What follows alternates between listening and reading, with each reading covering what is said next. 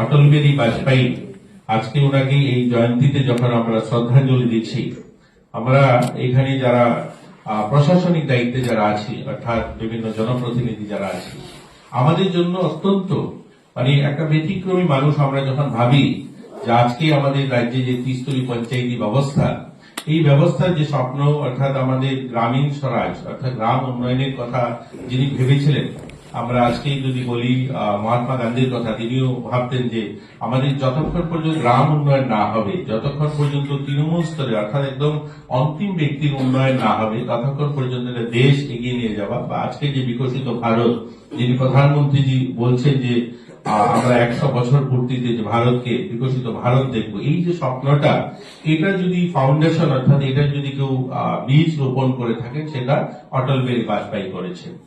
অটল বিহারী বাজপেয়ী যখন প্রধানমন্ত্রী, তখন যে সমস্ত তিনি পদক্ষেপ নিয়েছেন, এই পদক্ষেপগুলি আজকে যদি দেখি আমরা, মাননীয় প্রধানমন্ত্রী নরেন্দ্র ভাই মোদীজি যে নেতৃত্ব দিচ্ছেন বা যে পরিকল্পনা গ্রহণ করছেন, এটারই অঙ্কুর যে বীজ রোপণ করা, সেটা কিন্তু অটল বিহারী বাজপেয়ী করে গেছেন।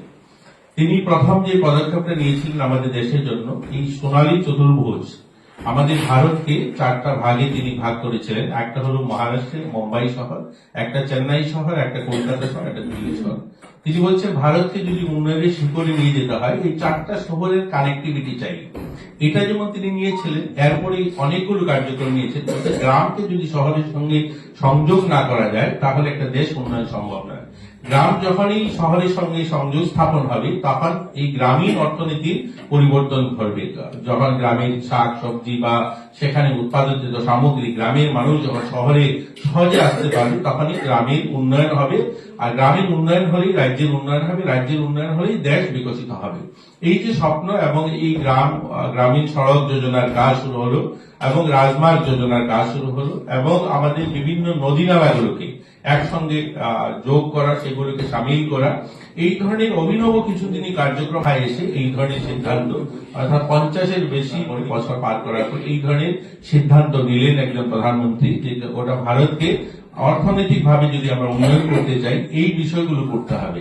এবং সর্বশিক্ষা অভিযান, অর্থাৎ সকলের কাছে শিক্ষার যে পৌঁছানো, এই যে গুরুত্বপূর্ণ একটা সিদ্ধান্ত তিনি নিলেন। এবং আজকে আমরা যে চন্দ্রায়নের কথা বলি, আমি খুব সংক্ষেপে বলছি, শুধু বিষয়গুলো আমি আপনাদের মনে করে দিতে চাইছি। নিশ্চয়ই অনেক বক্তারা রয়েছেন, ওনারা বলবেন এই বিষয়গুলো নিয়ে। এই যে চন্দ্রায়ন অভিযান আমরা বলছি, সফলতার সঙ্গে আমরা এই পরীক্ষণ হয়েছে এখন যে বর্তমান সময়। এই চন্দ্রায়নের যে ফাইল মঞ্জুরি, অর্থাৎ সেটার যে এপ্রুভেল, এটাও কিন্তু অটল বিহারী বাজপেয়ী দিয়েছেন। শুধু পরমাণু পরীক্ষা নয়, এর সঙ্গে সঙ্গে এই চন্দ্রায়ন অভিযানের যে গবেষণা, এটাও কিন্তু অটল বিহারী বাজপেয়ী শুরু করে দিয়েছিলেন। তো অটল বিহারী বাজপেয়ী ওনার নেতৃত্বকালে এরকম কিছু শুরু হয়েছিল। এই টেলিকমিউনিকেশন ক্রান্তি, আজকে যে প্রত্যেকটা হাতে হাতে আমরা মোবাইল নিয়ে যে কথা বলছি, এটা যে ক্রান্তি, এটার যে এটাকে সহজ করে মানুষের কাছে পৌঁছে দেওয়া, এই টেলিকমিউনিকেশন, এটার পলিসি, এটা অটল বিহারী বাজপেয়ী গভর্নমেন্ট নিয়েছিলেন। এই টেলিকম পলিসিটাও ওনার সময় হয়েছে। আজকে আমরা টেলিফোন ক্রান্তি আমরা বলতে, প্রত্যেকটা মানুষের কাছে, আজকে আমাদের বাড়িতে যত লোকের কাছে পত্রিকা পৌঁছায়, তার থেকে অনেক বেশি লোকের কাছে স্মার্টফোনের মাধ্যমে নিউজ পৌঁছায়।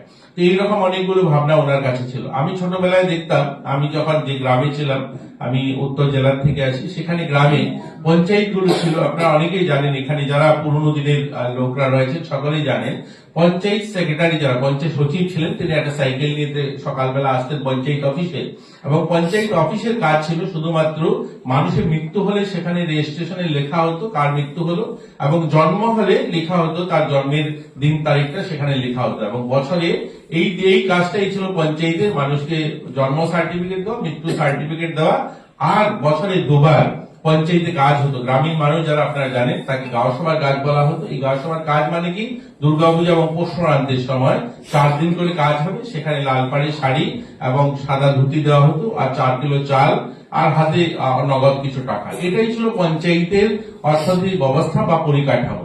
কিন্তু অটল বিহারী বাজপেয়ী আসার পর তিনি বললেন যতক্ষণ পর্যন্ত পঞ্চায়েত সশক্তিকরণ না হবে, পঞ্চায়েতের উন্নয়ন যতক্ষণ না হবে ততক্ষণ পর্যন্ত দেশ এগোতে পারে না। তারপর থেকে তিনি ভারতের অনেকগুলো মন্ত্রণালয়কে পঞ্চায়েতের সঙ্গে জুড়ে দিলেন এবং পঞ্চায়েত আজ একজন বিধায়ক বা একজন মন্ত্রী যতটুকু কাজ করতে পারে তার থেকেও অনেক বেশি কাজ পঞ্চায়েত, আমাদের ত্রিস্তরীয় পঞ্চায়েতগুলো কাজ করে থাকে। আজ গ্রামীণ রাস্তা হোক, গলি রাস্তা হোক, জলের ব্যবস্থা হোক, এআরডিডির কাজ হোক, সমস্ত দপ্তরগুলো পঞ্চায়েত ইমপ্লিমেন্ট করে থাকে। এই যে স্বপ্ন বাস্তবায়ন, যেটা মহাত্মা গান্ধী দেখেছেন বা আমাদের দীনদয়াল উপাধ্যায় দেখেছেন বা শ্যামাপ্রসাদ মুখার্জি যে স্বপ্নগুলো দেখেছেন, এগুলিকে বাস্তব রূপে রূপান্তরিত করা, বাস্তবে ইমপ্লিমেন্ট করা, সেটা অটল বিহারী বাজপেয়ীর দেশ তিনি করেছে। এইগুলোকে এগিয়ে নিয়ে যাওয়ার কাজ করছেন আমাদের মাননীয় প্রধানমন্ত্রী নরেন্দ্র মোদীজি। আজ সেগুলিকে ইমপ্লিমেন্ট করছেন। আজ আমরা স্বপ্ন দেখছি যে আমরা বিকশিত ভারত 100 বছর পূর্তিতে আমরা করব, সেই দিশাতে দেশ এগোচ্ছে। আর এটা যদি সার্থক রূপ পায় সেই বিকশিত ভারতে, তার সম্পূর্ণরূপে যাকে আমরা আজকে ওনার জন্মদিনে আমরা ওনাকেই শ্রদ্ধা জানাতে হবে, ওনার দিনে এটাকে স্মরণ করতে হবে, ওনার এই ভাবনাটাকেই আমরা বাস্তবিত রূপ দিচ্ছি। এবং সেটা আজ আমি জনপ্রতিনিধি হিসাবে আমি গর্ব করি এরকম একজন প্রধানমন্ত্রী যিনি দিশা তৈরি করে দিয়েছেন, যিনি নীতি তৈরি করে দিয়েছেন, সেই নীতিটাকেই আমরা বহন করে চলছি। ওনার একজন শহীদ